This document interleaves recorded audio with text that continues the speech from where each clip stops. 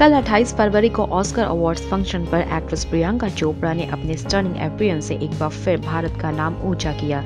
इस academy award night के लिए प्रियंका ने स्ट्रैपलेस व्हाइट गाउन पहना था, जहां वो एक हीरे की तरह चमक रही थी।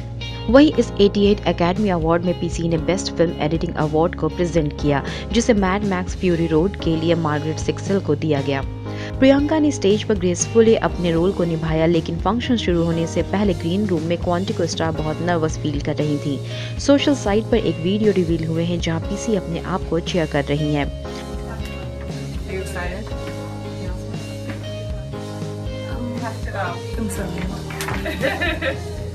पिगी चॉप्स की अगली हॉलीवुड प्रोजेक्ट फिल्म बेवॉच है, जो इस साल 19 मई को रिलीज होगी।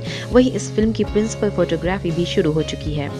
बॉलीवुड के मोर अपडेट्स के लिए देखते रहें हमारा चैनल।